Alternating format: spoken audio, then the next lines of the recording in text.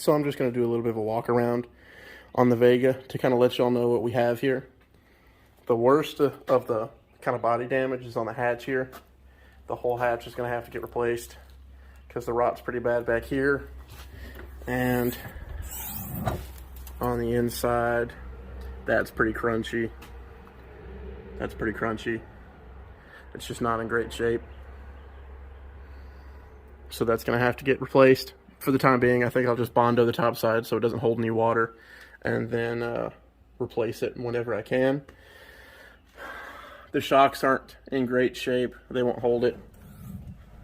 So those are going to have to get replaced, but that shouldn't be a bad job. This rot at the end of the gutters is on both sides, but it's not crunchy or anything like that.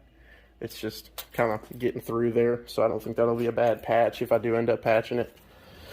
Factory tank is in the back seat of my truck. It's rusted and I'm gonna have to get it treated. So it's running off of this fuel cell right now. Lights work, bumper's in decent shape. I don't know if y'all can see, but the muffler, yeah, there it is. The muffler's completely exploded. So that's gonna have to get replaced. Indicators, again, more of this rot here. Original GT wheels, pop out windows, but I'm missing the trim piece. Quarters are great. It's not bad. Mirrors missing a little paint there. Roof's in good shape. I have this gutter trim, but the one on the other side's missing, and they're supposed to be pretty hard to get a hold of, so I'll probably just take this one off and sell it if I can and run without them.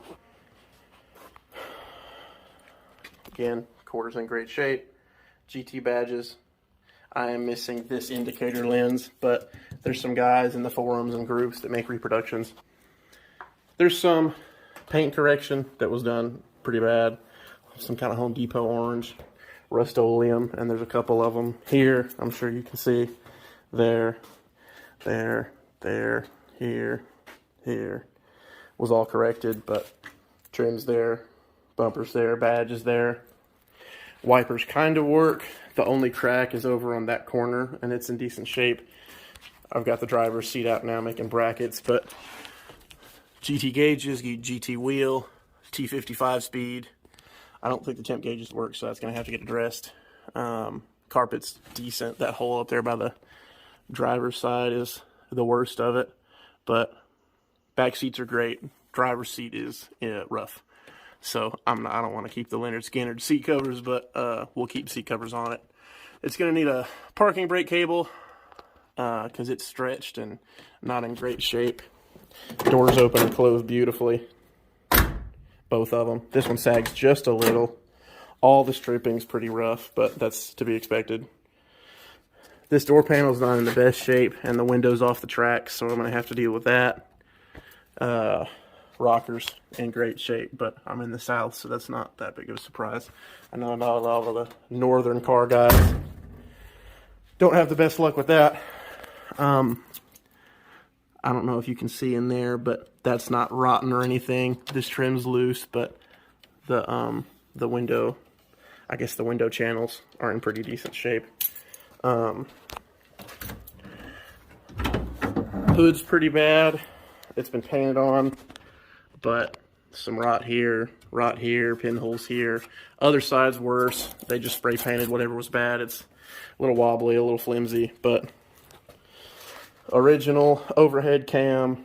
Slant 4 is in here. It's a 140 with a 2-barrel Holly from the factory, so it's the 110 horsepower. You know, it's nothing crazy, but I like that it's original. Everything's here. Factory air cleaner, factory carburetor, manual brakes. It's a little leaky, so that's going to have to get addressed. I'm not quite sure what's leaking up top, but something's wet up there. But it's all here. You know, horns there. Hood's in, you know, like I said, not the greatest shape. More rot, pinholes. It's like kind of soft on all the edges. It's an AC car. AC does work. This is in decent shape. The videos that they sent me, I guess they took when they bought it after it was sitting, and this was full of junk from the woods, but it's not rusty. It's in good shape. GT badge on both sides, factory wheels.